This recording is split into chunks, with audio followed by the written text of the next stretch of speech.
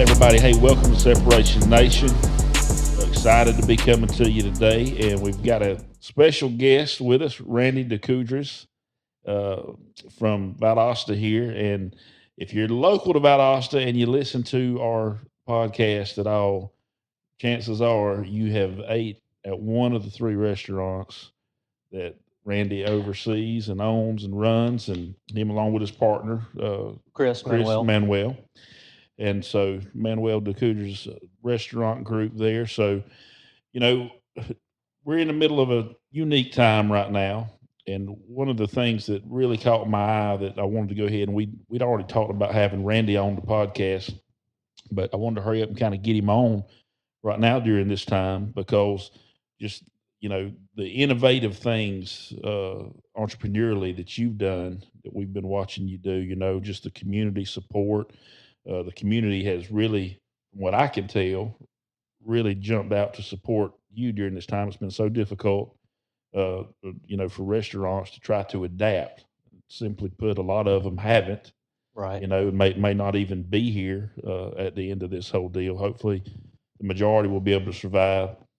But the ones that have been able to pivot and adapt have really shined and stood out during this. And in my opinion, you've led the way on that in our area here. And so, you know, I think there's a lot of great things, especially for entrepreneurs, entrepreneurial-minded people that want to kind of branch out and do their own thing, maybe not doing it yet. I think there's a lot that will come to light in this podcast today, just from kind of talking about the things that you've done, you know. And the kicker for me was the other day I was looking at the menu to figure out what I was going to order because my wife and I have done the best we can during this time. You know, I'm a foodie. I like to cook, and we've still done some of that. But during the week, we don't eat out a whole lot. But we've made it a point during this time to support, you know, our local restaurants, especially the ones that we love so much, because we want them to be here, you know, right? When the COVID deal's over, and so. You know, we've drastically increased the amount of out to eats that we've done and ordering and going and picking up. And so, but when I was looking at the menu, I believe it was last week or maybe the week before, you know, of course you're doing all kind of crazy, just cool, innovative stuff with pre-made cocktails and all the stuff that you're doing at your restaurants. But I was looking down the menu and had paper towels and toilet paper you could buy by the roll on the menu. And I'm just thinking, I mean, how much more innovative as a restaurant? Of course, you know, you're selling cutting steaks, hand-cut steaks right out of there, just very cool things. And it goes to speak to, you know, your mindset as an entrepreneur, just your ability to be able to adapt and continue to move on. And that's the kind of people and stories that we like to highlight, you know, here on our podcast. So we're so glad to have you with us. Thank you. You know, but maybe kind of start, you know, and again, I keep up with everything your restaurants do. I'm a big foodie and it's just inspiring, and best steak in Valdosta, people, at Friends, you know. And so tell us kind of, let's maybe start with that and talk a little bit about how you ended up becoming a chef and your passion for food, and just kind of talk a little bit about what got you to the place you're at now, owning multiple restaurants, employing well over 100 people. Sure. So I'm a Valdosta native, born and raised, graduated from Valdosta High, and then went on to Valdosta State University. I did not graduate from there. I'm quick to say I just attended 3 awesome years there. And then one day we're pulling in, my truck's in the shop. Mom picks me up. We're pulling in the driveway.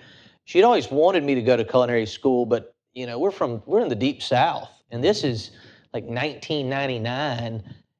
Food Network's just getting going, but you didn't really think about or hear about anybody going to culinary school. But I said, Mom, you know, can we go and look at some culinary schools? So we go to her house. I didn't have a computer. That's how little college work I was doing. Right. Didn't even, I'd made it through high school and then 3 years into college, I still haven't owned an actual desktop, still to this day. But I said, let's go look at some culinary schools. So we looked at what we thought were kind of the best schools in the country. You've got several up in the Northeast, and then we settled on one in Scottsdale, Arizona, Scottsdale Culinary Institute, a Le Cordon Bleu program in the suburb of Phoenix, Scottsdale. They're kind of high-end area. Picked that area because I had some relatives in Tucson and in Southern California. So I'm born and raised in the South, never left my little bubble, except to maybe travel to Atlanta and then a mission trip to the Bahamas one time. But other than that, I've been in my bubble, know everybody. You go to the grocery store, you run into the whole town. But I picked that area so at least maybe a family member could drive to me within 4 hours. Right. But totally just out of my element there. Culinary school was kind of an advanced program. It was 12 months. And then after that, you had to do a 3-month internship. And at the end of that 12 months, 9/11 hit in September. And I was finishing up school in November. And the country, kind of like right now, was in this shutdown. I had always wanted to work at a ski resort, not so much from a culinary standpoint, but just I'd always worked through college, part-time jobs, and didn't have that luxury of flying out west and skiing this, ever sought after, West Coast powder. And so I applied to 10 different ski resorts. None of them called me back except for one, Winter Park Ski Resort. So I went to Winter Park and worked on the mountain. I took a chairlift 2,000 feet every day up to the restaurant was called Sunspot. And it served anywhere from 500 to 2,000 people a day, depending on the day of the week and the business of the mountain. That chairlift every day, and on our days off, we could ski. And we did a little primarily southwestern cuisine. It was nothing fancy or elevated. It was high volume. And I think I quickly learned that I don't like high volume. I much rather, I like the pace of, say, Friends, where we prep enough for 20, maybe 30 dishes of that a night, and that's it. You prep too much of it, it becomes too much like work. Right. Kind of like at your house. I mean, great to cook for your family, maybe 5, but if all of a sudden you're having to cook for 15 or 20, you find yourself kind of out of your element pretty quick. But I did that for a ski season, and I kind of thought I wanted to stay out there in the mountains. But I needed a place to work between ski seasons. And I'd kept up with a friend of mine, Tandy Wilson, from Culinary School, and he had moved directly to Napa Valley right after school. And so I call up Tandy, and I said, Tandy, I'm looking for a place to work for really just 6 months. You got any places in mind? And he, at the time, was working at this restaurant in Napa. The town was St. Helena. It was called Trevigne. Restaurant started by Michael Chiarello. He's been on TV, read several cookbooks. He started this restaurant. It was a powerhouse Italian restaurant, serving anywhere around 500 people for dinner every day, 400 for lunch, wood-burning oven, wood-burning stoves. The turnover at this restaurant was so high that he talked to the chef. The chef said, yeah, I'll hire him for even just 6 months. So I moved out to Napa and packed up my things, moved out there and lived on this little cabin in the middle of nowhere with Tandy and this married couple. They ended up having a baby while we were living there. Tandy and I had rooms downstairs in this cabin. The married couple lived upstairs. And I immersed myself in the world of Napa Valley. And of course, we all know it's producing tons of wine that we all love, but the vegetable side of things, we had just a grower that would bring us spinach and arugula. We had a goat cheese person. We had a local rabbit farmer. And so I just immersed myself into this rustic, from the earth kind of cuisine, and I fell in love with it. And there I fell in love with high volume cooking, but it was all a la minute. Everything was from scratch. And this restaurant, we'd have celebrities in there every night. I mean, Joe Torre was coming in there, Barbara Streisand, Robert Redford would be sitting from me to where the camera is. I remember pulling through town one day, Joe Montana's crossing on the crosswalk, and my buddy who was with me just yells out, he was from New Jersey. He was like, hey, yo, Joe, But fell in love with that Napa Valley and learned so much about wine, tasting wine. And when you call back and talk to your parents, they're like, "Oh, what'd you do today?" You're like, "Oh, we went to a bunch of tastings." And to them, they're like, "Oh, it sounds all educational." And you take it for what it is. You should really just go to maybe 3 wineries in a day. We would go to 4 or 5 in a day. And I worked through this dialogue on kind of, if you lived out there and you worked in the industry, your tasting was for free. So I came up with a dialogue pretty quick to get them to ask me, to prompt me where I work. So we'd walk in and they'd say, "Hey, how you doing?" Just a standard kind of greeting. And I would respond back with, "Doing great. I got the day off." You've got the day off. You don't have the weekend off. You're not there on vacation. So it'd prompt them to say, "Oh, well, where do you work?" I'd say, "Oh, I work at Trevigny." They go, "Oh, we love that place. You have our Sauvignon Blanc on the list. You know your tastings for free. What would you like to taste?" And I would just say, "Why don't we start out with the whites?" And it would just end up being this marathon tasting. So I loved my time in Napa, but and I learned so much. It was an awesome experience and taught me speed in the kitchen and what you can really do with rustic ingredients and how fast you can really move to prepare a dish. And I think I'd like to say I still take that speed with me still to this day. I mean, just you would have people in that kitchen just breaking down, bawling, crying because of just the stress of this kitchen. I mean, it built some tough skin in me. But I got kind of tired of being out west, and so after that, I said, "All right, it's time to move back to the South." And I looked at a few different cities. I looked at Atlanta, I looked at New Orleans, and I looked at Charleston. And growing up in South Georgia, spent several times. My grandparents lived in Atlanta, and so I'd visited it, and there wasn't a lot of mystery and stuff. I'd always heard awesome things about New Orleans, but I thought maybe moving to New Orleans might kill me. It was just maybe too much of a party town. And still to this day, when you talk about Charleston, I've never heard anybody say anything bad about Charleston, ever. So I picked Charleston as the place I wanted to move to, and this is before the whole digital age still. So I did cover letters and my resume, and in a priority mail envelope, and I sent it to the 10 best restaurants in Charleston. And I got 2 responses from 2 restaurants. So I set up interviews with both of them and drove home for a couple days, and then I drove into Charleston. Never set foot in Charleston. I had kept contact with one person from high school who was 1 year older than me, and I asked her. My parents provided so much for me growing up that I said, I don't want to put them in a situation. I don't want to do the typical thing where you move to a location and then you try to figure it out and you just hit your parents up while you try to figure it out. So I reached out to a friend of mine and said, "Hey, can I stay on your couch until I find a job and I get a paycheck or 2, and then I'll find a place to live?" She said, "Sure." She had actually come out and visited out there on business. This was not a romance kind of thing, but she had been out in Napa on a business trip and hit me up. And other than that, I hadn't really talked to her in like 5 years. But so I pull into Charleston the day I have an interview at Peninsula Grill. On my way in, coming up, you get off 95 onto 17, and there was a Kmart on the right. All my clothes are kind of folded up, and I needed some sort of button-up shirt to wear to the interview. And kind of lower end clothing stores have the shirts hanging on hangers instead of folded up. I knew this, so I went into Kmart. I got a shirt very similar color to your shirt that you're wearing. Yeah, that came from Kmart. That probably is. Yeah, I don't know if that's that upper tier kind of. It's a Kohl's. It's a Kohl's. Yeah. I'm not knocking Kohl's. I got a lot of Kohl's work shirts. You don't have to be upset about getting grease on them.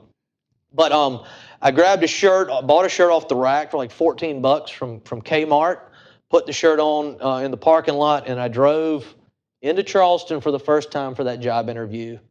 Interviewed with them. I asked if I could come back that night and observe their service, and I ended up canceling my other interview. I'm observing service there. They're serving about 150 people a night, which for their level of service and high-end was considered a higher volume than most restaurants do. I'm listening to this chef who's pretty eccentric and loud, but he's calling for plates. And they hadn't hired me yet. And I'm just standing on the edge of this hotline observing, he's calling for plates. And I notice maybe about 20 seconds go by and nobody's brought more plates onto the line. Very important. You need plates to put food on it. So I'm like, I don't know how to do much, but I see I've been watching where the plates come from and where they go. I go over, I grab this stack of plates and I bring them online. And the chef basically like stops cooking, gets everybody's attention, and it recognizes me. And they're like, DeCourdes over here, hadn't even been hired yet, doesn't know anything about us, but he steps in and he knows how to do that little task. Because I'm just, you see what needs to be done and you jump on in. And that resonated with this guy. And after service, they hired me and I worked my way up there to become their AM kitchen manager. I worked through most of the stations and eventually it got to where I was responsible for checking in all the produce, all the meats. I worked my way up to where I was doing all the butchering. I'd make all the sauces and stocks and then over a small team of people. And I ended up staying in Charleston for about 2.5 years until I kind of felt like, all right, Charleston is a big party town also. And I just said, all right, I kind of need a change of pace as well. And then I moved home. I was going to help a buddy who we were both kitchen managers at Peninsula Grill.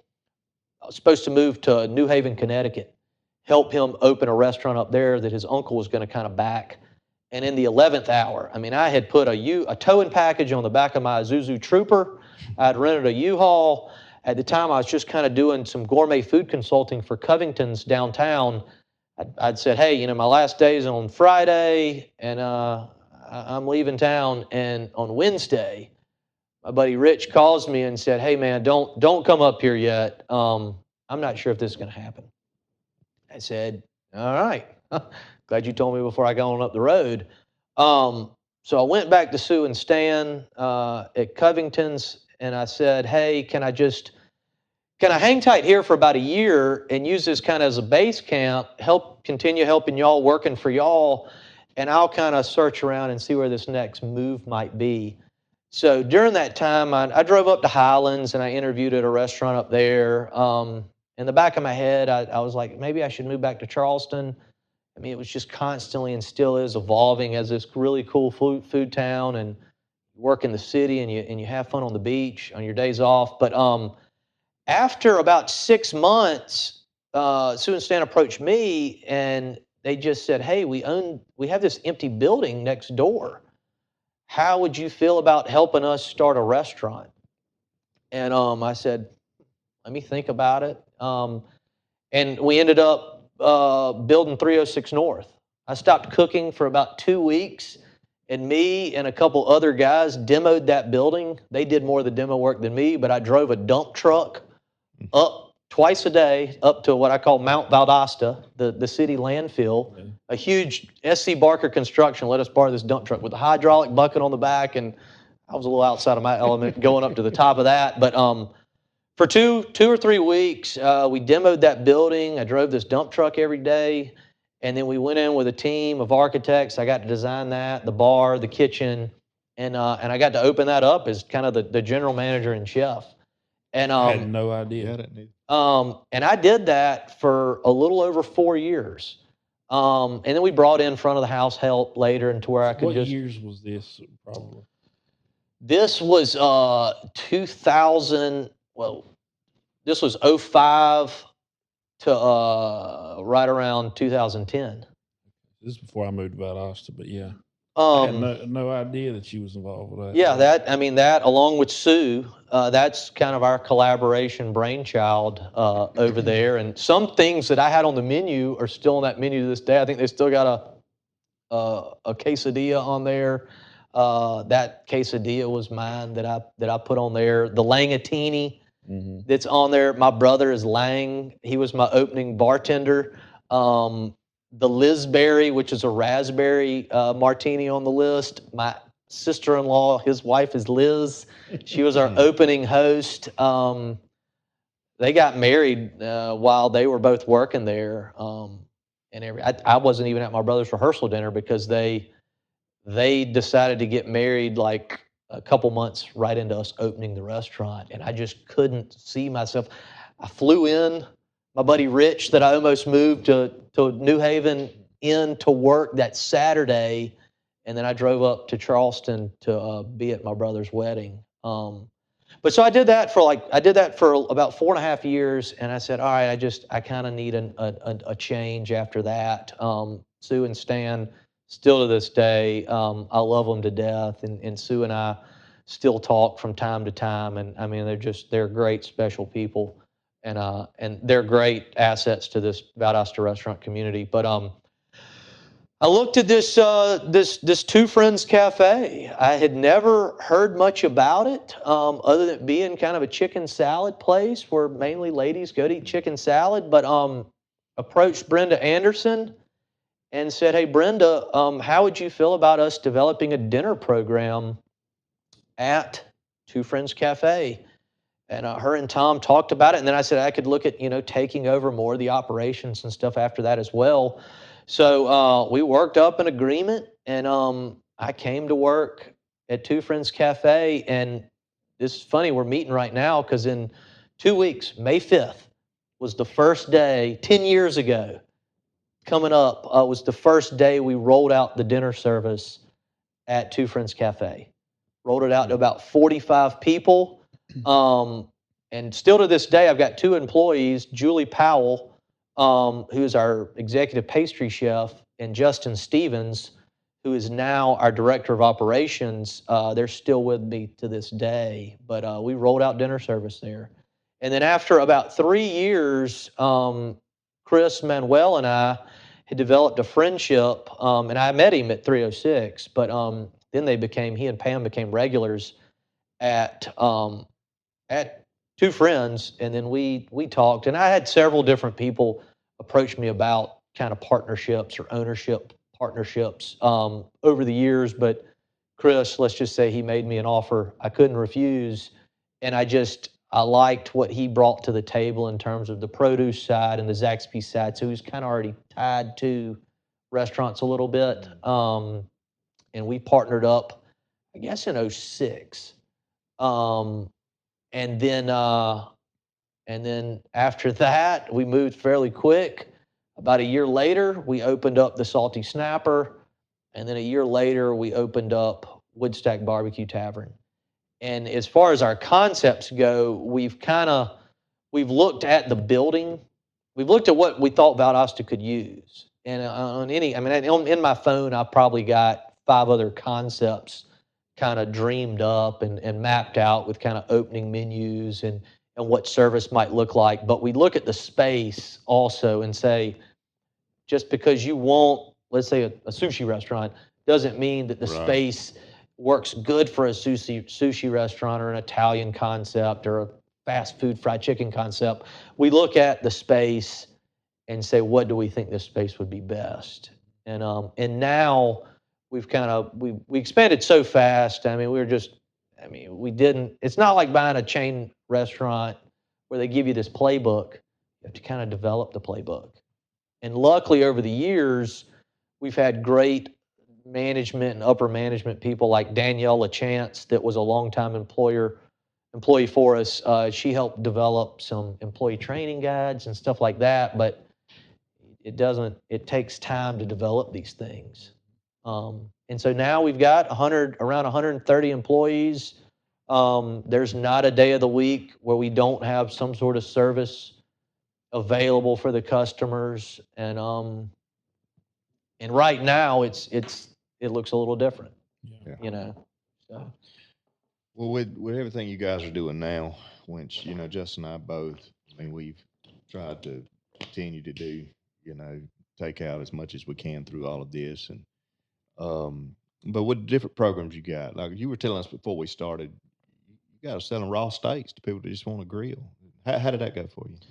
Well, when the first pandemic hit, when we first kind of heard about this going down, we were on our way out of town. We saw y'all. I meant when we went to start, I meant to kind of highlight that. But yeah, so y'all were going to a hotel. We didn't know it. We both show up at the restaurant. Right. I forgot all about that. Yeah, we walk in to sit down for dinner. This was the weekend that this thing broke bad before they started putting limitations on us and the quarantine and all that. And I think you tapped me on the shoulder, said my name or something, and it ended up sitting us right beside you.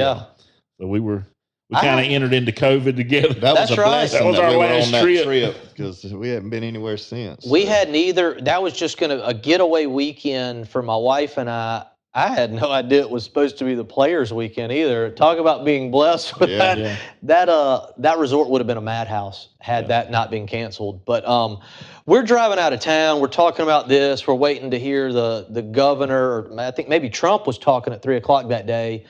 And my first thought process is, what are we going to do about the staff? And my wife, being the more compassionate and smarter person than me, she's also talking about, with the cancellation of schools, what are we going to do for all these kids? But as far as our business model went, and then I'll kind of tell you about some of the charities or philanthropy things we've gotten involved with since this has kind of started.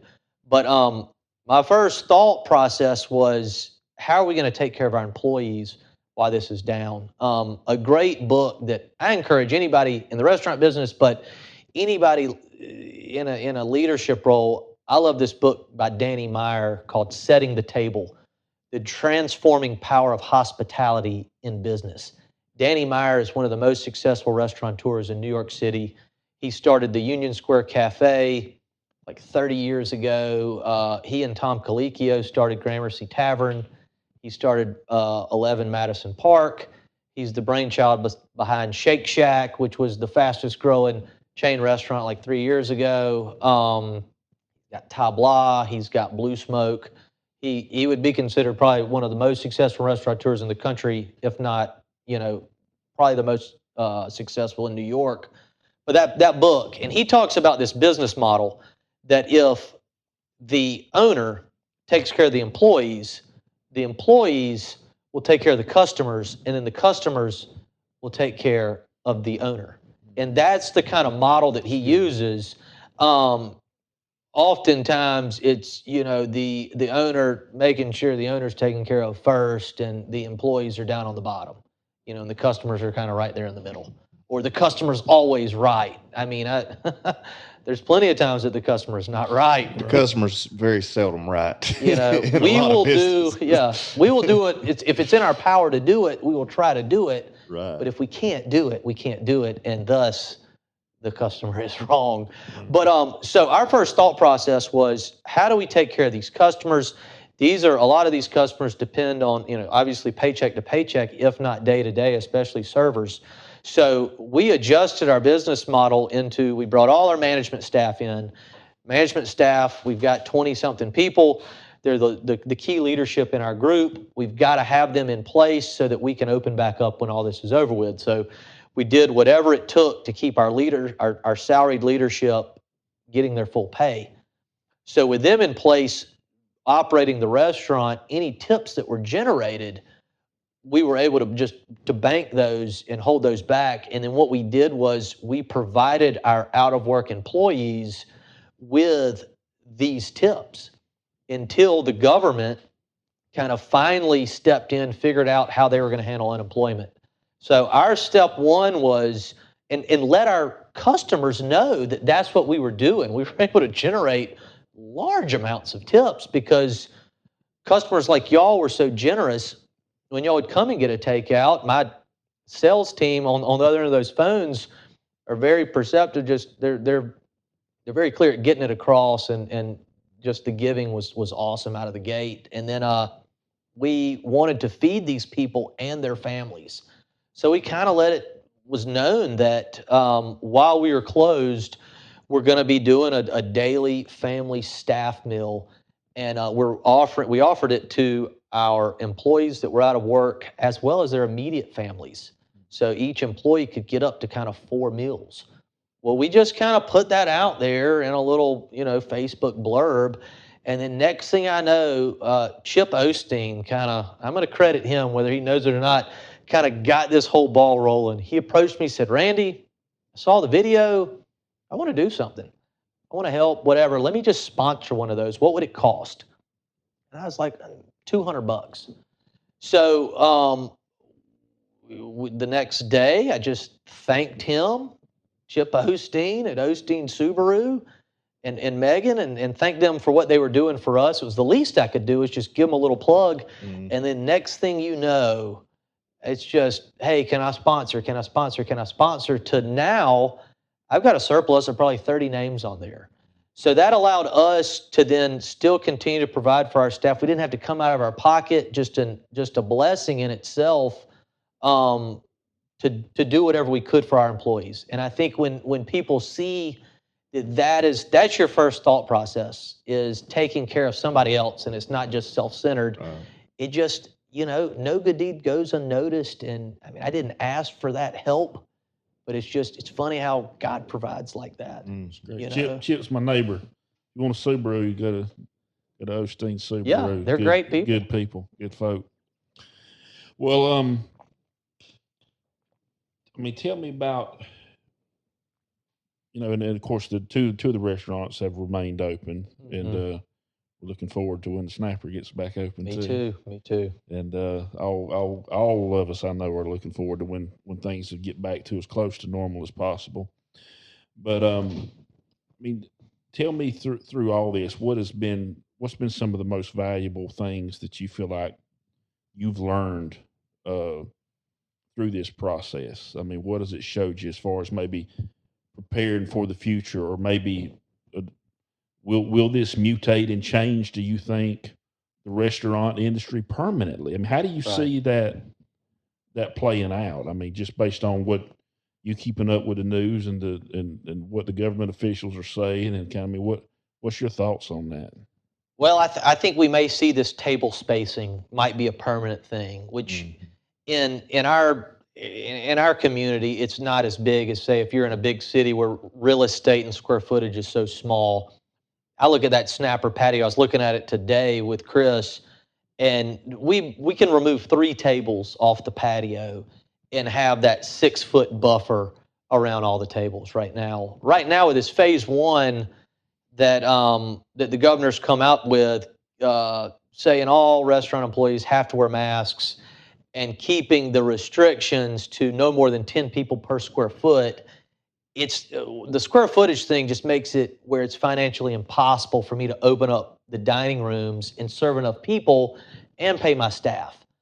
Plus, with the masks, and we wear masks when we bring food out to you, but the wearing of masks when we deliver them to your car right now, I look at it as more to protect us from the customer. I look at us having to wear masks in our restaurant as you're coming into our house. I don't want anybody to have to wear masks. So I think we'll open back up when the mask ordinance gets dropped and this people per square footage thing is either widened or dropped as well. And then as far as what I've learned from this, I think, Chris and I, or whoever I've talked, Georgia Beer Company, Chris and Jay Rice and the guys down there approached me about us looking at some sort of local restaurant hospitality nonprofit fund that we may start. They've already working on it and building up our own. Other big cities have these. We don't have a lot of anything like this in South Georgia. I think it's made us. I think the smaller the organization probably has had it a little bit easier than the larger. I mean, you see how vulnerable you are. Everybody kind of gears their business to be rocking and rolling. And so you take a look at the rainy day fund, so to speak, and probably everybody's going to get that in order a lot faster and kind of be prepared for if this happens again. We've got the philosophy that we've adopted in our lives and that we try to perpetuate through our business to our employees and agents is, to understand that you got 2 ways of looking at things. You can be a victim, have a victim mentality, or you can be a victor and you can overcome. And so, that's what we say is things happen for us and not to us. That's right. And I think, through this, we've had to evolve. It's revealed things that we need to do to get stronger at, areas of our business that we could, we need to pay some attention to, so that there's some padding and some multiple levels better than what we've had as far as in ways to continue to produce during these times, because for us, there for quite a few days before we were deemed essential too, we were sweating bullets because we're dealing with primarily elderly folks and a lot of face to face type stuff, and so we've had to really look at it like that too. But I think for and we've done a lot of podcasts on this talking about how greatness is born in times of adversity. But I think for our listeners and folks that are listening today, again, what we got to do through this is what you've done is you got to be innovative, and you've got to be able and willing to reinvent yourself. And if you look at the most successful people in life, if you look at performers and musicians, even the folks that have been around forever, it's the ones that were able to reinvent themselves continually over and over again to be able to adapt to whatever time period or situation they were in. Businesses that have longevity, that really run the distance, they're able to navigate tough times, but they pivot, they reinvent themselves, and they continue to move forward. And I think for entrepreneurs, restaurateurs like yourself that just got fight, that just got drive, and said, "Man, this isn't going to slow us down no more than we can help it." Right. You'll come out of this thing just like we are coming out of it with a whole new perspective, new ideas, fresh ideas, and new things that we can continue to basically scale and monetize.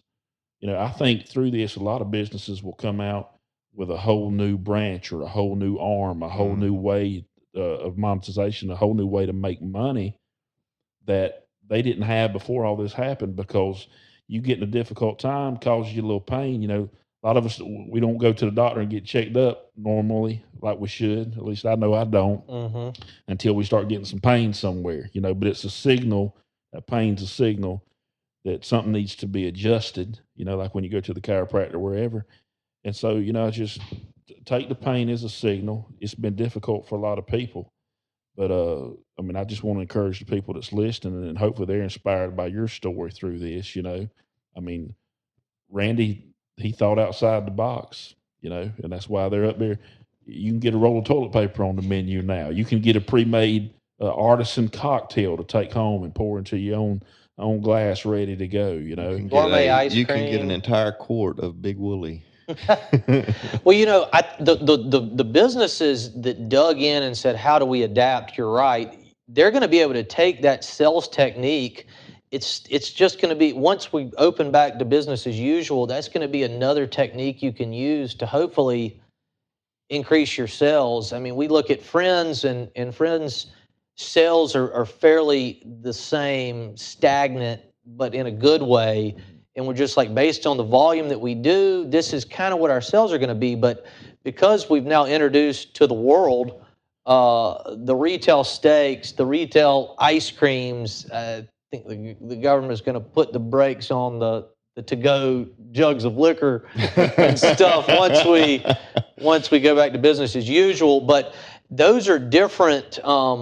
I'd always sold a few steaks to a few random folks here and there, but now it's out there that, hey, let us cut your beef. You don't have to go to the grocery store. And so that's going to be added revenue that once we open back up in business as usual, we'll be able to continue to do. I don't want to stop doing that. I've always said when we even talked about selling the raw steaks or anything raw to somebody, if you want to cook a steak at your house, you're going to cook a steak at your house.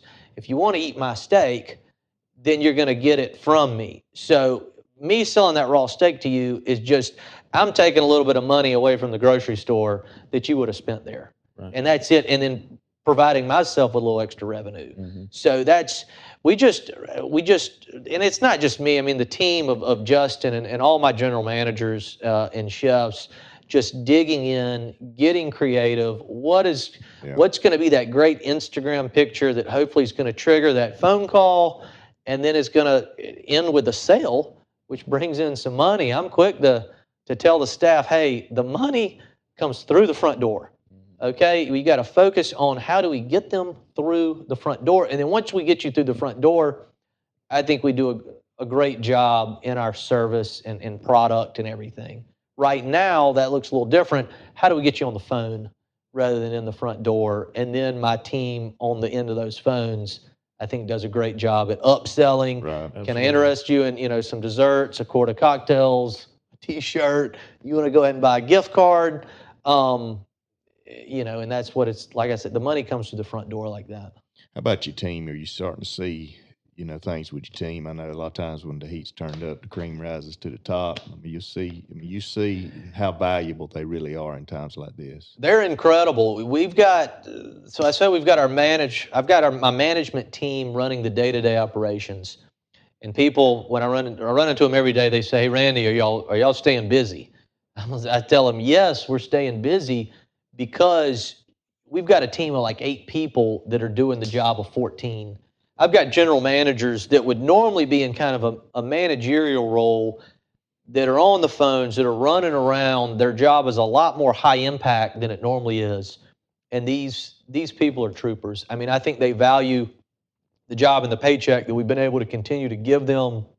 And in turn, I mean, I look at them and I value the job that they continue to do, that for them to adjust. And it wasn't the most cost-effective way for us to operate. I mean, a building only needs one general manager, it needs one chef. But with the Snapper closed down, I took that management team over there and we dispersed them between Woodstack and Friends. And so I've got 2 GMs in a restaurant that we're paying the same price, and we've got a couple chefs in the same restaurant. But and so I'm paying somebody that's sautéing a head chef figure and stuff. But what we get out of that is we're seeing just so much leadership, and I think for them it's cool to kind of slide back and just do something like just line cook every day, or just answer the phones. But to see their creativity on ways to upsell, or just Zach, our bar manager, I think it was his call to say, hey, let's look at, he and Justin's, let's start making these cocktails and see where it goes. And let's do it by the quart, but let's also offer a gallon and you get a little break if somebody wants to. We got a couple customers, they've been buying them by the gallons. Yeah. I guess they've been having some pool parties at their house. Well, yeah, and y'all have always, one thing with the restaurant business, there's a high turnover there with employees. But you guys have, like you mentioned Julie before, she's been there for as long as I can remember. A long time.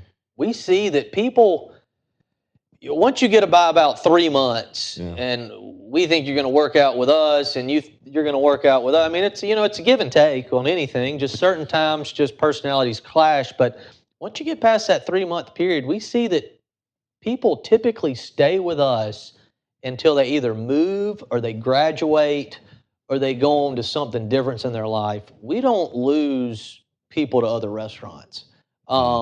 And I'd like to think that it's because, we care about them. If something's going on in your life, one, it's affecting your psyche and everything, and we want to know about it and help if we can. Also, I always look at work, especially cooking in the kitchen, as a way to kind of escape life's problems. Put me in front of that cutting board with a knife and a bunch of vegetables, and let me I want work to be a place to escape. Restaurants, college dropout or whatever, but restaurants have kind of always been, this safe haven. If you've ever read any Anthony Bourdain books or listened to him, it's a hodgepodge of all different walks of life. Sure. I kind of grew up, spent a lot of time at the country club and stuff like that, but like a golf shirt, but there's tattoos and folks that go to church and don't go to church, and folks from up north and from south and just, and all different ethnicities. And in the restaurant business, we just want you to work hard and dig in. And if you do that, everybody tends to be best friends and gets along. And it doesn't mean in the heat of battle, because things get so busy. Y'all been in there on the busy nights, and I hope from y'all's seats everything looks fine, but it gets a little heated. But end of the night, everybody has a beer and makes up, and it's one of these unique businesses where it doesn't matter where you came from. It's what you can produce and how hard you can work, and and that's what it's all about. Justin and I got to kind of see that community because, both of us were musicians, or still are, but played in restaurants and bars and everything for years. And you always see that when you're breaking down your equipment at the end of the night. all the bartenders and the server staff, and they're like family. You know? Yeah, they kind of get together, front and back of the house, splits hairs several times during the course of an evening. Chefs can lose their cool on something silly, but I mean, just in the heat of the battle, like cheese not being rung in or something like that. But at the end of the night, hey, over that beer, hey, sorry, just, I was in it deep and just lost my cool, and mutual respect and apologies go down, and then you leave it there. And I don't know. I love the restaurant family. I wouldn't change this for the world. These people, I care about them deeply, and anytime somebody comes to me saying, hey, Randy, I got a chance to take a job at a local veterinarian place, being their front desk person, and probably that vet or whoever recognize their skills in the restaurant, them waiting tables, and just appreciate how they carried themselves. And sometimes, most of the time, the business owner will call me and just say, hey, are you cool if I reach out? I just think they got something special. And I'm never upset with an employee with trying to better themselves. Right. We do a send-off. They get a final last meal. We like to say, it's kind of a joke, but you need to do your last day dance. Mm-hmm. Some of them do it, some of them don't do it. But, it's one of those things. I mean, we know that a lot of the jobs in the restaurant are just they're a period in your life that's a step to something else, especially from a serving standpoint. The kitchen, most of my kitchen team is culinary trained, or they've been doing it for a long time, and their goal is to one day have their own restaurant. But I never, we look at that as that's exciting. We put you in a position to get you to the next step, and whether they leave me to go open their own restaurant or to move to the big city to take a job, I get excited and just honored that they spend a little time with me. And there's stuff I learn from them, every day, Right.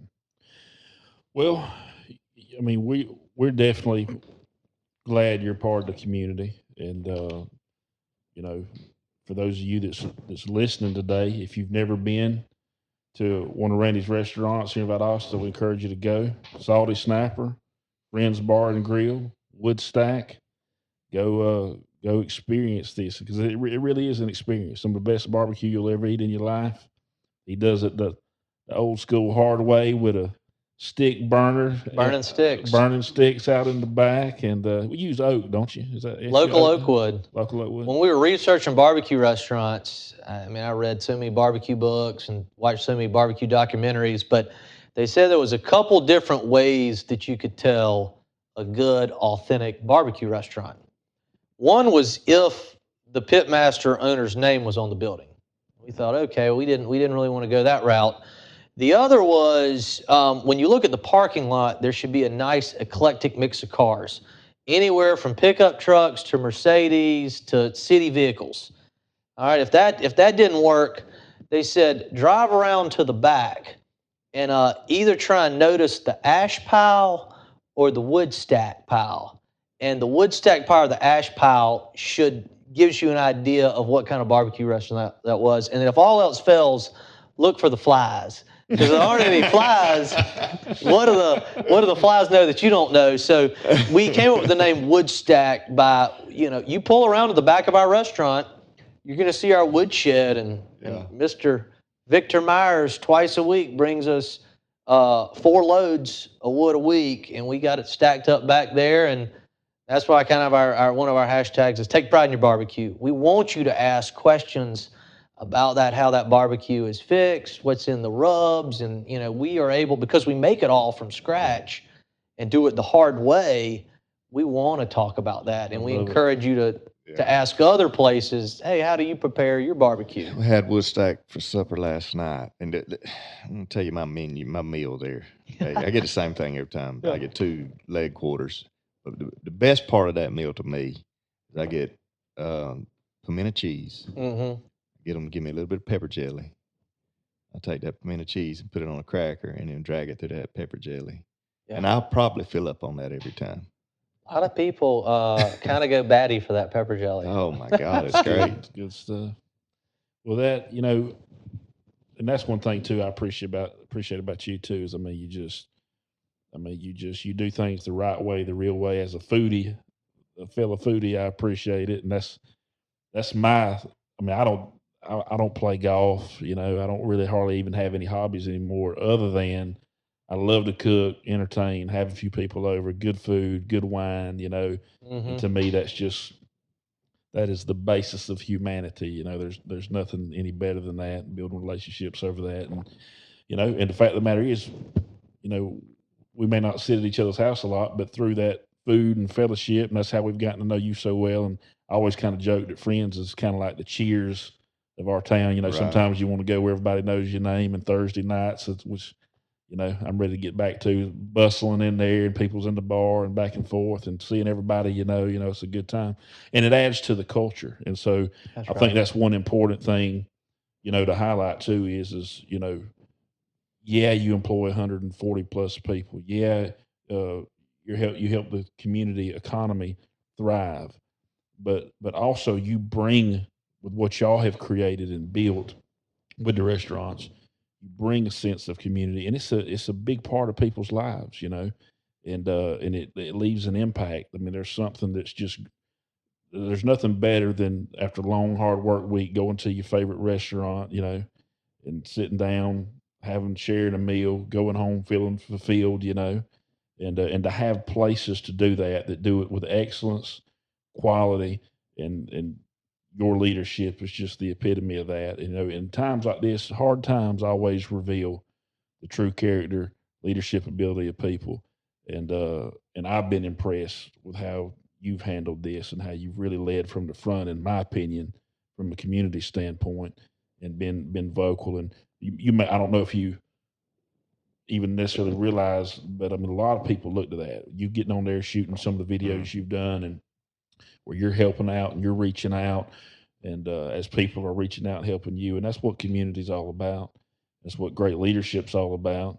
And so, just we appreciate you coming on today, Thanks for and having me. it's been good. And and what the main thing, everybody, if you're listening or watching uh, this, you just need to realize is I mean, when the heat turns on, times get tough, difficult times, leaders lead.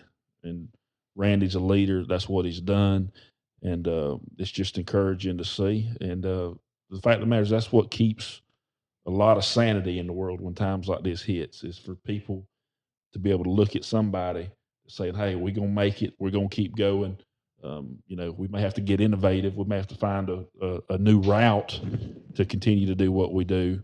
But it's encouraging. And I've had a lot of people come, and mention that to me about various businesses and things they've seen, because, let's face it, a lot of people motivated by fear, real scared with the way the world's went on, and to have some sense of normalcy, even if it's having to go, sit in a parking lot to pick up your food, but at least you can still have your favorite meal on Friday night, That's you right. know, and that touches a lot of people. So listen, we hope this podcast has brought value to you today. And as always, we want to encourage you to go and subscribe on the podcast platform of your choice. We are everywhere that podcasts are played, and on YouTube. Be sure and subscribe on both platforms. Like and share this.